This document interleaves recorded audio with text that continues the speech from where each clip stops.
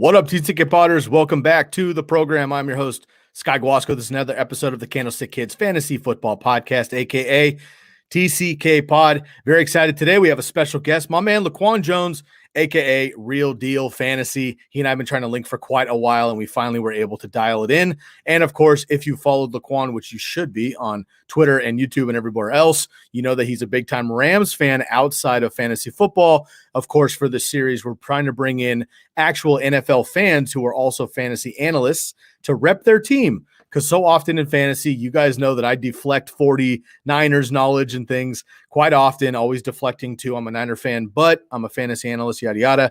Well, we like to have some fun on these and kind of rep our squads a little bit and let Laquan talk a little bit more about his Rams. Of course, we do have some unfortunate news that just went down, which we'll talk about, but we'll see how we can maybe rebuild those rosters. Before we get into it, of course, please follow me on Twitter, Sky Guasco, SkyGuasco, and also on Instagram, fantasy football _TCK pod. And please subscribe right here on YouTube. Click the bell, write a comment down below live with any recommendations for the Rams, anybody you're loving, you're not liking, any values you like, anybody you're looking to take over, and what might happen now in that backfield, which we'll get into. And of course, rate and review anywhere you listen to your Believe podcast networks on the podcast side of things. So before we get into this, I do want to give a shout out to our sponsors, and then we'll bring Laquan in and start talking some Rams fantasy preview. Let's give a shout out first and foremost here to Red Zone Draft Boards. So we all know that quarantine is starting to lift in certain states, certain areas, and those of you that are getting back into the live draft setting, my home league is finally getting back to it after a year off last year. We're going to be getting our Red Zone Draft Board, draftwithredzone.com. Use TCK to get 10% off. You get the Red Zone Draft Board. You get all of the stickers. You get customizable stickers. You also get a trophy. You get a ring. You get Smack Talk stickers as well. You get all of this here with 10% off your promo code TCK at draftwithredzone.com. Next up, we have Bomb Banana Hot Sauce, banana-based, not banana-flavored, seekthespice.com. New sponsor of the podcast, TCK, for 10% off of your order there. The white label bottle, a bit more mild, and the red label bottle, the Muy Muy, you get the hot sauce if you're into the spice. Go to seekthespice.com and get your Bomb Banana Hot Sauce, banana-flavored, not banana but banana-based, not banana-flavored. Next up, we got the Jersey Jungle. Hit up my man Trenton on Jersey Jungle at Instagram, the Jersey Jungle, for authentic game-style jerseys, 10% off of 1 or 2, 15% off of 3 or more jerseys. Again, you can see behind me here when I click away, I got the Colin Kaepernick, I got the Larry Fitzgerald up behind me. You guys know I rotate these jerseys out every single week. Both of these from the Jersey Jungle, they're authentic. They're stitch and twill. They are not the pressed-on laminate that comes off in the dryer. These are great, super clean team logos, fit very well. They got baseball, football. If you're a Bucks fan, you can get that basketball national championship jersey now. Go hit them up here, Jersey Jungle, on Instagram, and tell my man Trenton that myself and TCK sent you for 10 to 15% off of your jerseys. All right, we paid the bills. Let's bring in my man without any further ado. It's been a long time coming, brother. Great to have you on. Laquan Jones, a.k.a. What up, bro? Real Deal Fantasy. It's good to have you on, man. How are you? I'm ready to go, man. I'm ready to talk some Rams. Depressing news. I'm sure it's on the agenda tonight, but we'll get into it. It is. We will get into it, unfortunately. If you're listening live, you're tuning in live via Periscope or YouTube, feel free to jump in the comments, and Laquan and I will get to as many of those as we can during the show. Let's get right into it, man. We'll start every position here, and we will talk Cam Akers and running back situation. But before that, let's talk about somebody that I think a lot of people in the fantasy industry are very excited about, including myself. Matt Stafford comes over from the Lions, of course. Jared Goff, actually from my hometown, fun fact. He is now gone. He's in Detroit. We'll see what he can do with the Lions. But let's talk about Matty Stafford here and what he might be able to do for the Rams in 2021. Yeah, man, I'm excited for Matthew Stafford coming over. I mean, unfortunately, Jared Goff couldn't fit the standard. Sean McVay, he couldn't fit into his vision. I mean, I wouldn't say last season was like, the cutting edge. I really think it was something building up, which was – basically, all right, we got to can the guy. But Stafford coming in, I'm really excited for. I think Sean McVay is going to open up that playbook. Everything is going to be on the table. I mean, he has probably the best weapons he's ever had, honestly, since Megatron. So I really feel like as a whole, as a collective, that wide receiver core is going to eat. And I really feel like, with Sean McVay being able to open up the playbook, he has a veteran where the QB, the IQ is not low. I'm not saying Jared Goff's was low, but his decision making was questionable. The heart wasn't there. He's sliding before the first downs when it's like 3rd and 11, just 1 yard, man. You can get it. But I feel like Matthew Stafford, he comes in with that swagger. He comes in with that toughness. We've seen Stafford basically win the game with a dislocated shoulder, telling the coach, put me back in, I can make the throw. So that's the type of energy and the type of mentality I want in a leader, especially for that offense who can obviously take it back to the Super Bowl. I love that. And again, we're having a little fun here on these particular episodes. Put your fan hat on really quick for the Rams. Obviously it's a very tough division.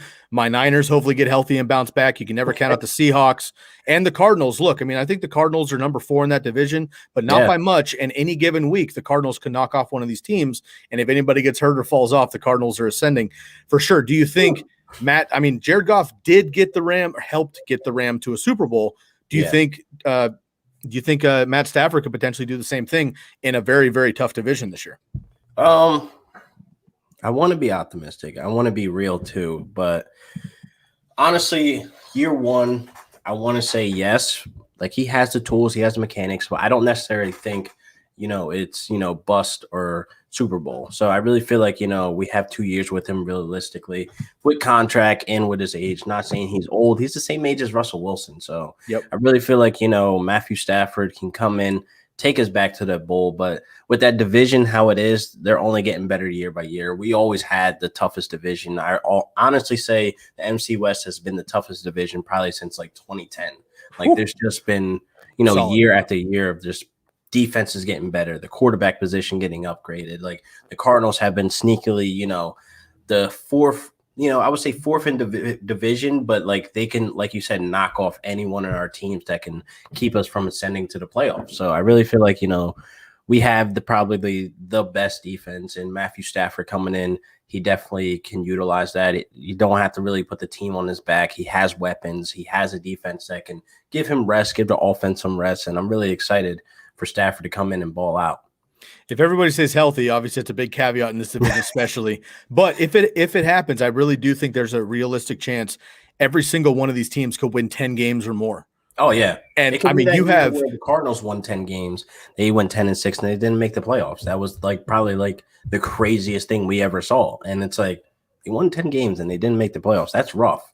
But that just shows how tough that division is. Like nobody's gonna lay down and take it. We got all guys in there with the quarterback position that can all ball out any time of the week. I'm really excited for Kyler Murray. He's gonna be one of the guys that, are probably going to hit that 1,000 mark for rushing and throw for like 3,000 to 4,000 yards. It's going to be insane.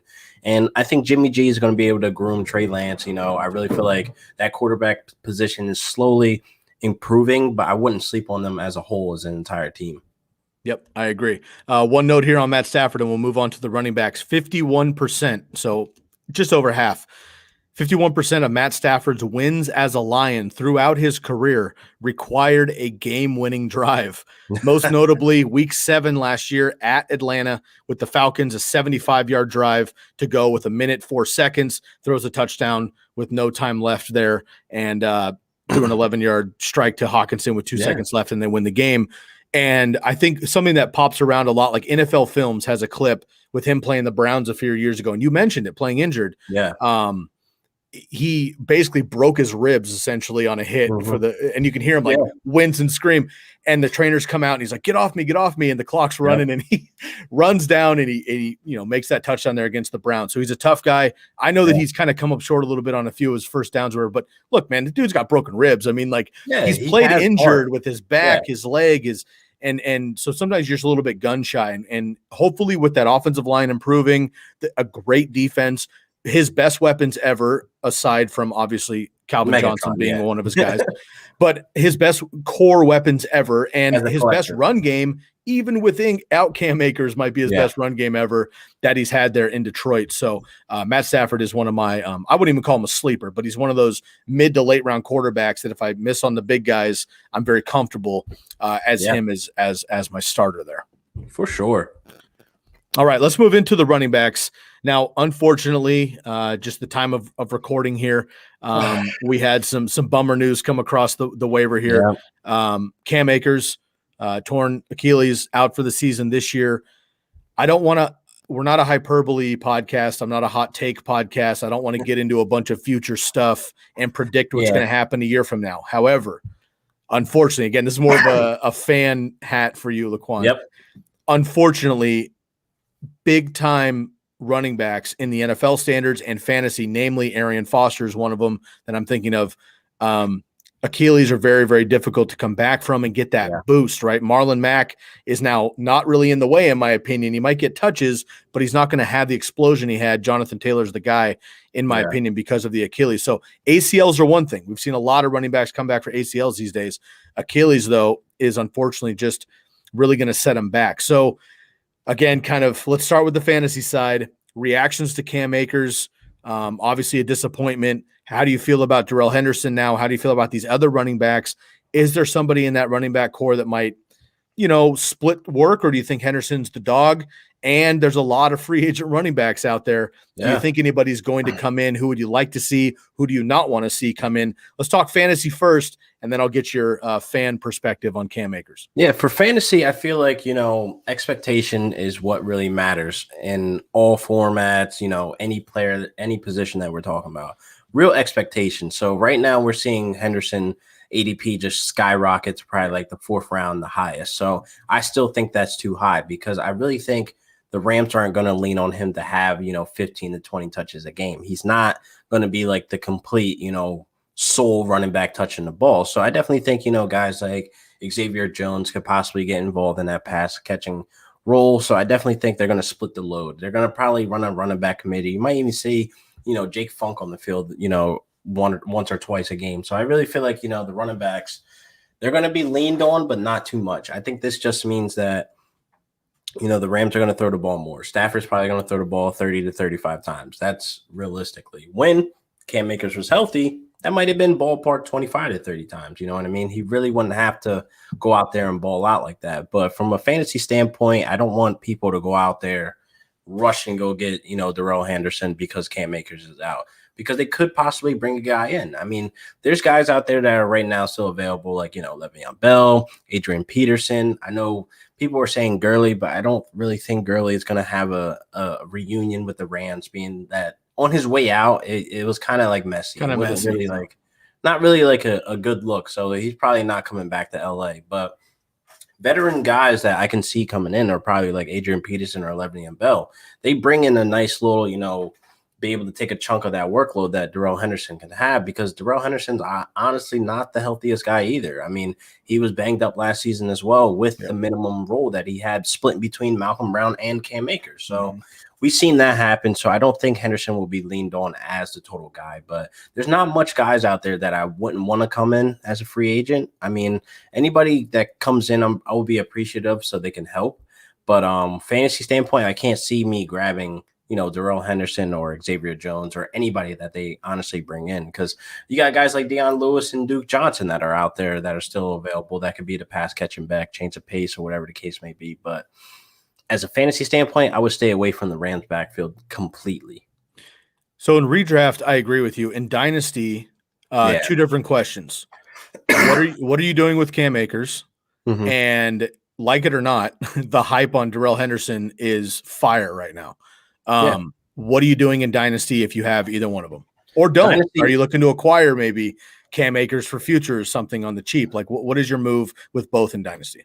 So with Cam Akers, I'm honestly probably going to sit tight, even knowing that it's kind of hard to return back from that injury. I'm going to sit tight for a year.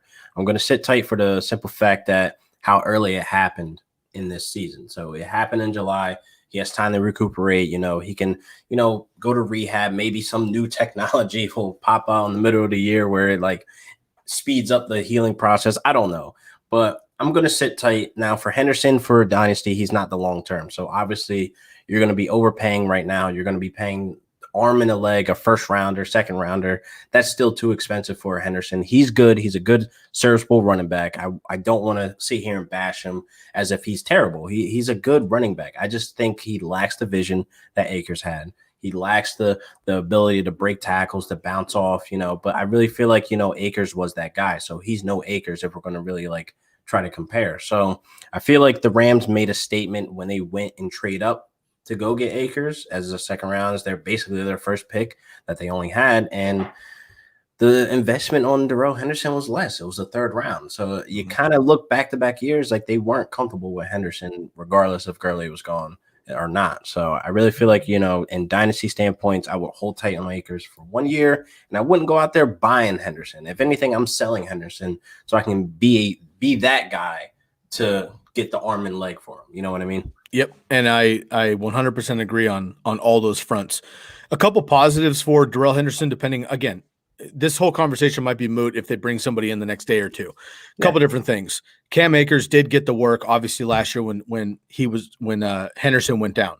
So Cam Akers, over the last handful of games, he averaged 21.5 carries and about 3 targets per game while playing over 60% of the snaps in the last 4 regular season games. And, of course, he went off in the 2 playoff games as well. So, look, if Darrell Henderson gets 20 touches, it's going to be tough for him not to succeed. He could be a Mike Davis. He could be a James Robinson. And I know those aren't the high flying guys that we like in fantasy. But look, we saw with CJ Anderson, who took over for Todd Gurley last year, who was kind of washed in his career, but behind a good line with a good scheme, with the work. I mean, he took the Rams through the playoffs when Todd Gurley could not there. So don't totally give up on Darrell Henderson, but I do agree with you. Yeah. Now, you've talked about the free agents who are out there. I'm thinking there's also a number of crowded backfields with healthy running backs who are probably going to get cut. Quality veterans, like a Mark Ingram is a guy who could come over. Good clubhouse guy. He's got, good vibe, good energy, good hype for a young squad. My boy, and I'm biased because I'm a Duck, but Royce Freeman, who is still just sitting at the end of the box, could have a good opportunity. Maybe if he's getting cut Why there. don't they publicly say what's wrong with Royce Freeman? I don't think anything's wrong with him. He's like personally. A Rolls Royce just sitting in the garage. Oh, man. You don't got to tell me, bro. You don't got to tell me. I live 5 miles from Autzen Stadium. I watch every snap of Royce Freeman crushing the entire Pac-12. Just release him. I don't understand it. Somebody's going to get a gem. I just don't want the years to go by. The motivation, the talent just starts declining when it doesn't really need to. Like, he really needs that shot. But hey, this ain't a Royce Freeman podcast. I know you're gonna get me off far, but Royce Freeman's a guy that I think not a lot of people in fantasy are talking about anymore. He could get released or traded for cheap and come over and have a good work. Also, look, there's a number of guys on my Niners right now. I know Jeff Wilson went down, Raheem Mostert's a bit banged up, but we have the 2 new rookies in Sermon and Mitchell. But we have JaMychal Hasty, undrafted free agent, right? We got rid of Salvin Ahmed 2 years ago when he was in the UDFA, goes to Miami and does well. And we don't have room for him. And then Wayne Gallman, who nobody's talking about for the Niners. Nobody's talking about him, which is solid. Good. I mean, he peeled in for Saquon the last 2 seasons and played very well, compared to Saquon. He played very well in a frankly a rough offense. So a guy like Wayne Gallman, again, another veteran, could come in, at least get third down work, split work with Henderson. I know fantasy doesn't want that for Henderson, but if I'm a Rams head coach, that's the move I'm making. I'm bringing in a veteran with upside and burst, and instead of like an Adrian Peterson, a Le'Veon Bell, who in my opinion, Bell's a headache, and AP is a legend, but like 3 yards a carry, I don't need that anymore. I need burst. I need the ability to catch the ball. I need guys that can break 20, 30-yard runs when Henderson's off the field. So that's the move I'm taking versus like bring in the OG free guy that just wants another job. Yeah, that is true. That is definitely true. And from a financial standpoint, I think we have like close to $7 million available. So I only say those guys because they're going to come in dirt cheap because they just want an opportunity, especially Bell. I think I just did an article for Downtown Rams. I feel like Bell has been not given full opportunity to be who he can be. You know what I mean? To be able to be like a not workhorse, but anything that's under a workhorse, to be able to take the load off of the guy.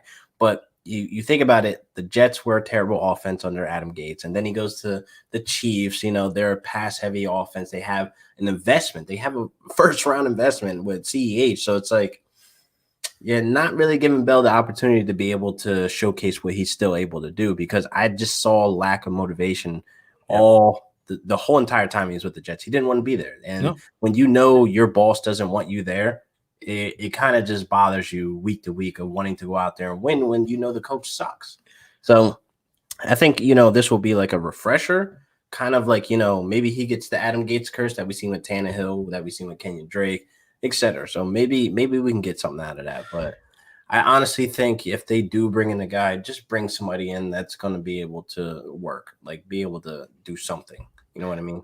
I do have to say, I don't think Le'Veon Bell is necessarily totally toast. I think he would be a nice compliment somewhere.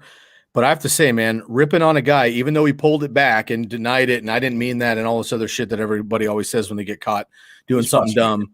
Bro, calling out a guy like Andy Reid, who's a legend, when you went to a Super Bowl, because I'm pretty sure he wouldn't have said any of that. Exactly. And look, Andy Reid gave a guy a shot that nobody else in the league was going to give a shot. And yes, he didn't play as much as he thinks he deserves, whatever. But it's the Chiefs, man. They don't need running backs, and he brought you in to give you a chance to win a title. And for him to go out and throw Andy's name in the mud when he's like the most respected dude in the entire NFL, bad look for Lev. I'm sorry. It's just like it's not not a good look. Probably why teams aren't calling, man. They're probably not going to call just for that. I agree. And look, I mean, even when he was a top running back in the NFL, certainly the before Todd Gurley, before CMC, it was Le'Veon Bell, right? Even when he was that guy for the Steelers, he was still running his mouth and he was a headache and he sat out a year and he was complaining. And like the reality is, man, teams don't want the drama. And they don't. The distraction he's not worth the talent anymore. That's his problem. Exactly. He doesn't have the talent to back it up. So I'd be shocked if Lev finds a job, but this might be an opportunity because of the circumstance, unfortunately, with Cam Akers. Yeah. All right, man, let's move on to the wide receivers. This is where we can have some fun. I've loved Cooper Kupp and Robert Woods since they've come into the league. Deshaun Jackson, who – look, man, he's going to give you 3 quality games at least, all right? Deshaun Jackson, 3 quarters. Fair enough. 3 quarters, though, could be 3 catches for 196 yards and 3 touchdowns, though, so I'll take it. Best ball extreme, take him in the last round, whatever. Dynasty, you don't want him. Redraft, maybe a last pick. Deshaun Jackson comes in. But look, man, Tutu Atwell, say what you want, second-round pick. Van Jefferson, who I think people forgot about because he didn't do much last year with Josh Reynolds. But my boy Josh Reynolds, who never got a shot, he's in Tennessee now. How do you feel about this, pretty busy, but I think very talented overall, top to bottom, Rams receiving core with Matt Stafford now? So I'll start at the bottom. So the bottom being, I'm going reverse order of relevance. So I think Tutu Atwell will be designated to mostly special teams. I think we'll see him run a 9 route. We'll see him do some jet sweeps. I really feel like he's not going to be like the guy in the offense that he's going to be, this playmaker, week in and week out. So that for fantasy, I do not recommend you draft him. Now, Deshaun Jackson, he'll be hurt week 1, but like you said, he can have 3 catches for like 70 to 80 yards, which is great, from a winning standpoint. But for fantasy, I'm not going to deal with the headache of having Deshaun Jackson. Stafford does like the deep ball guy too. So yeah. So it's like, I'm not going to deal with the headache of having him in my flex and then like 3 quarters in, he's done. Yeah, he's done for the season. So it's like, no, I wouldn't recommend that. So moving on to Van Jefferson. So this is where it gets weird. This is where like I hype him up, but then I try to pull back because I'm putting on my fan hat. I really want him to succeed, really, really do, because I really liked his tape. I really feel like, Sean McVay and Snead kind of sold us fans on them because of their excitement. They compared their excitement to Cooper Kupp when they landed him. So you see how that panned out. So they really want to like make him a star. They have plans for him.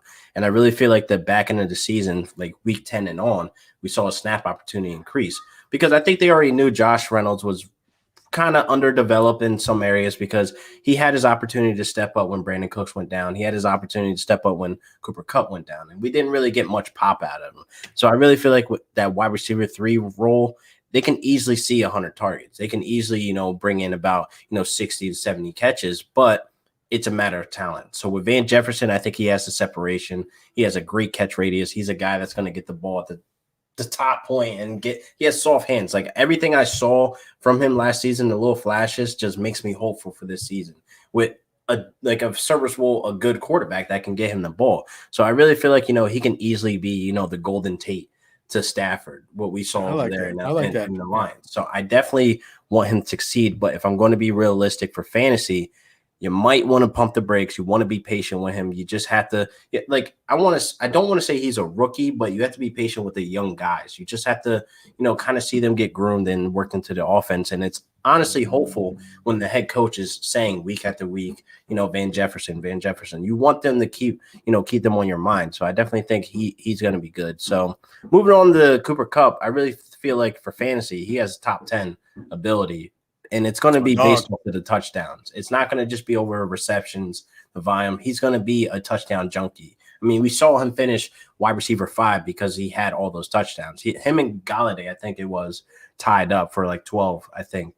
Don't quote me on that. But they were really, depending on him in the red zone, which is a good look for Stafford to get him the ball and basically ball out this year. So I'm saying top 10. But Robert Woods, he's going to be your Vine guy. He's going to be the guy that's going to be all over the place. He can also run that 9 route. We've seen him run it before when Sammy Watkins was there in 2017. So they were just basically switching roles of who's going to run this 9 route and get Goff, to throw the deep ball accurately. But I really feel like, Robert Woods probably ends up being the wide receiver 1, the alpha. He's just going to have so many catches. He's going to be open. And I really enjoy, Robert Woods being the underdog. But this year I feel like he's getting too much credit. So his ADP is kind of just it's going out of control. But I used to love getting him as my wide receiver 2, in the later rounds. But, let the man get his respect now. He's going to kill it this year. I agree. And in my opinion, you can't go wrong with either Kupp or Woods. Nah. I personally, so it's one of those in full PPR, I lean Robert Woods because I think he's going to have maybe 20 more catches or so. However, I think Cooper Kupp is going to have 5+ more touchdowns. So in half or standard, if people still play standard, half or non-PPR, I should say, I lean Kupp. In full PPR, I lean Woods. But, in industry leagues, man, leagues that you and I play in where people do this all day in a living and everybody has a channel and in those leagues, there's certain players that are much higher and much lower than the work league, the home league, the homie league. The home leagues, yeah. I love the home leagues, but they're unpredictable. Me too. And in the home league, Robert Woods, I think, is going to continue to get disrespected. I think that you'll still find him in your regular league. He's still going to be a late fourth, a 5th round guy. And if you're getting him there as your wide receiver 2 or 3, steal. Cooper Kupp, I think, might be a little bit higher than that, but still probably in late 3rd, 4th, maybe even 5th round, depending on your league settings. Grab, though. It's still a good grab. Man, I'm over that all day long. Because again, you're talking either aging veterans, who look, I love my man Julio Jones, I love Adam Thielen, and but I'll take probably Cooper Kupp and Robert Woods over those guys neck to neck. Or you're talking CeeDee Lambs, T. Higgins, who again, excellent wide receivers. Yeah, but they're in competition.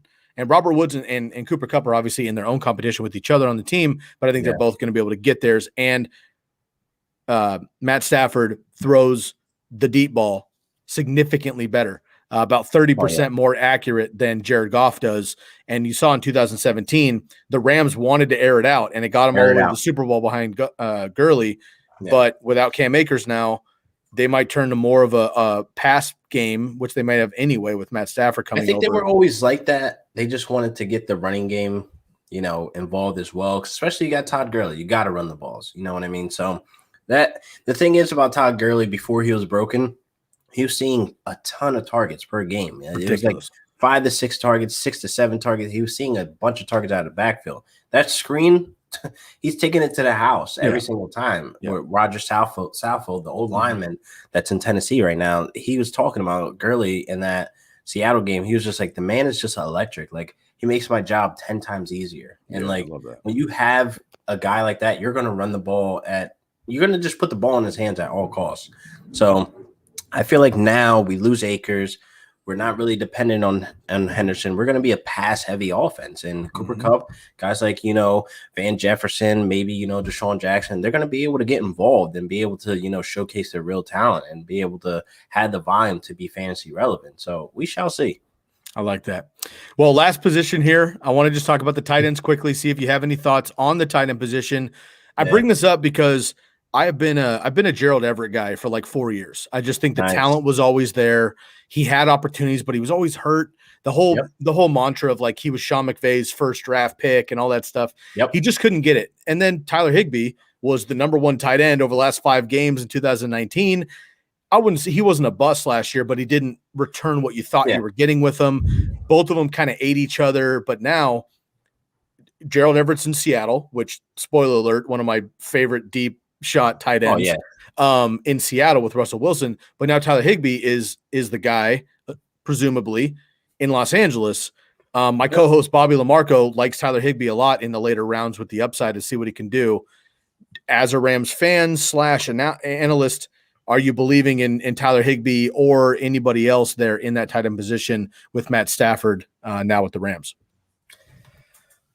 So I got a 2-parter. So before the Akers injury, no, Higbee was not on my radar. I was telling everybody, there's like by the numbers, it's just not. Is that volume or talent or it's tendency? Volume? It's not even talent. He's a talented tight end, of course. I mean, he was being called Baby Gronk, which he obviously didn't live up to. But I really feel like it's a volume issue. Like mathematically, the numbers just weren't there for him. I mean, you're having Robert Woods, you're having Cooper Kupp. They're getting 125 targets for the last 3 years, like a piece. Like that's a piece. They're both eating that. So therefore, I just didn't see them trying to make Tyler Higbee a focal point in that offense to be fantasy relevant, to have the volume there when he's splitting with a tight end. He's always going to be splitting with a tight end. I mean, we just drafted another tight end this year and then converted a guy to a tight end as well. Jacob Harris, and he's lighting up the OTAs. So training camp is on the way. So if you're going to keep hearing his name, that just lets you know it's not really going to happen. I mean, after the Akers injury, maybe. Because now, like I said, we're going to have to lean more on the passing, and then maybe the numbers are there for him. Maybe he's going to be able to get 80 targets. Maybe he catches 50 of them. Who knows? I really feel like, it's a weird ball game with Higbee because, again, Gerald Everett's out of the way. We basically drafted his replacement, which was Bryson Hopkins, which was last year. I really feel like, with Jacob Harris converting to a tight end now, that adds another body in the tight end room. If it was Higbee season for real, we wouldn't have made these investments. We wouldn't have done these things. So after the Akers, injury, maybe. I'm still hands off. As a Rams fan, I hate talking down on my guys, but there's hype trains that build and build and build and build, and there's nothing really backing it. So, like, we go back to the 5 games that he was, like, tight end 1. Let's really break it down. Brandon Cooks was hurt. Josh Reynolds was very undeveloped. Then you're looking at a broken Todd Gurley. Who else is going to step up? Who else is going to step up? Fair. The numbers are there. So therefore, with Brandon Cooks out, broken Todd Gurley, underdeveloped, Josh Reynolds, no Gerald Everett, and a hurt Gerald Everett. So therefore, it just like when things like that happen, there's really no backing or any logic behind it. Why don't we break down why did this happen? Out of nowhere, out of the 4 years he's been there, only 5 games. 5. That's it for him to be relevant. Why did it happen? So when you break it down, look at the numbers. Mathematically, it's just not there for him. But like I said, after the Akers injury, maybe. I'm still hands off, but maybe. Yeah, fair enough. And last year he had one game where he had 3 touchdowns in the game, but I think he had like 4 catches or something, which that happens on occasion, right? That's obviously fluke shit. But here's the thing. Why would you want that guy on your roster? Right. You're going to have him on your bench when he does that. Yeah. And then you go start him 3 points, 4 points, 7 points. Yeah. Then oh man, I got to put him on my bench again. Then he blows up again. Why would you want that headache week to week with a position you only need 1 in redraft? You only need 1 of that position. So why would you want that headache, man? I am with you. And it's tough though when you get to late round, 12th round tight end or something like that. Everybody's boom bust. And with Tyler Higbee, at least we've seen it. And look, Matt Stafford has not been shy targeting his tight end, whether it's Hawkinson or Ebron or, guys back in the day. So there could be some usage there, and especially with Akers going down, maybe. But you're pumping my brakes a little bit. I haven't been crazy Higbee. I've just been like Rams tight end. But here's the thing too. Like I understand the upside. I understand like the general upside, the surface of it. But the Rams have never been tight end friendly since Jared Cook.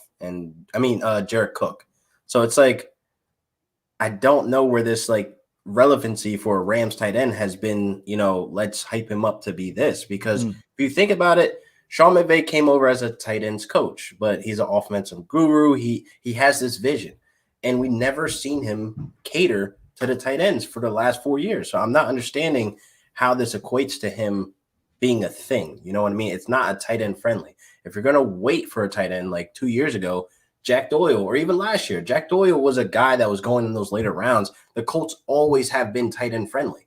Those are things they target the tight ends a ton. Yeah. So that is a tight end friendly offense. So when you're evaluating these late round tight ends, look at the offense in general. Are they catering to the tight end? And these guys, they always fall like Jonnu Smith last year. The Titans have always been a team that catered to their freaking tight ends. So when we go to these high profile, these offensive that, there are powerhouses and all this other stuff, and they have a tight end on an offense, we automatically assume that tight end is going to be great. But it doesn't always work like that. That's fair. I think that's a great breakdown. It's a good way to think about it because, again, we talk a lot of coaching tendencies on the show, and you have to take more than the surface. A lot of fantasy people take last year's numbers, projections, new players, whatever. So much of it has to do with what is the tendency going to be, what's the scheme going to be. And now with the Rams, unfortunately, you got to audible. And unfortunately, Cam Akers is not the only one that's probably going to go down in the next couple of months. Yeah, this ain't the last injury. It's just the first that really, shook the fantasy community. And it is a disappointment. Laquan, it's been a pleasure, man. I appreciate you jumping on, brother. Before you get out of here, is there anything else? Again, you're in touch Rams heavy. Is there anything else, fantasy or not fantasy, defensive things, special teams, coaching stuff? Any, positive or extremely negative, other than the injury to Akers, things that we should know just kind of coming out of Ramsville currently that we should maybe keep an eye on, or anything you're hearing currently that would be beneficial to anybody thinking about the Rams teams? Keep a lookout on that defense. A lot of people are saying they won't be the number one defense again because some of the exits, some of the people that sign elsewhere, et cetera. But I really think we're really good right now as a core. The chemistry is there. Jalen Ramsey is obviously, out there balling, and we still have Aaron Donald. I mean, you really need to look out for that defense. That defense is going to be something to reckon with week in and week out, as it always been. You know what I mean? So I definitely feel like, we really haven't taken a step back, even with the new changes, even with Akers, injury. I really feel like we're going to be a winning team and possibly a Super Bowl. All right, man. I love it. Well, I hope it's you and us, aka 49ers in the realm. I really hope not. You guys had our number for a while. It's always the 49ers kicking our ass, and home, away, it doesn't matter. So I'm really getting tired of you guys, actually. Well, what I appreciate about the Rams, man, is the Rams always beat up on the Seahawks. Oh, hell yeah. I love that. But then the Cardinals beat up on the Rams, and then the Seahawks beat up on us. The division is nasty. And just as a football fan, it is a fun division. The NFC West and the AFC North with the Browns, Steelers, Ravens, and Bengals are just my two favorite divisions by far in the NFL to watch weekly, and when they play each other Sunday nights, Monday nights, it's going to be. It's going to be fun. All right, brother. This has been a pleasure, man. We're definitely going to have you back on. I appreciate your time and finally making this happen. Before you get out of here, Laquan, please let everybody know where we can find all your channels, your shows, people that aren't following you yet. Where can we find all your content, brother? Hey, man, you guys can find me on YouTube, Facebook, Instagram, obviously Twitter at Real Deal Fantasy. I just dropped an article for Downtown Rams about the Cam Akers injury and what you should do. And I got another article from my website about, Leonard Fournette, Ronald Jones, and the Gio Bernard. What are you going to do on draft day with those guys? So at Real Deal Fantasy, you guys can find me everywhere. Can you give us a sneak peek of that article? Which running back do you like or dislike from that? Just a little snippet teaser from the Buccaneers backfield. Do not draft Leonard Fournette. Just don't. That's it. Boom. We're gonna leave it at that. Just don't. We're gonna end on that one. Laquan Jones, a pleasure, man. I appreciate you coming in. This has been another episode of the Candlestick Kids Fantasy Football Podcast. Again, please follow me on Twitter. Sky Guasco, SkyGuasco on Instagram, fantasy football _TCK pod. Subscribe right here to the channel, the Candlestick Kids. Make sure to subscribe, hit the bell, leave a comment on the Rams for 2021, and leave a rate and review anywhere you listen to your Believe podcast networks. Shouts out to our sponsors, Red Zone Draft Boards, Bomb Banana Hot Sauce, and the Jersey Jungle. From my man, Laquan Jones, a.k.a. Real Deal Fantasy, I'm your host, Sky Guasco, and we are out of here. Peace.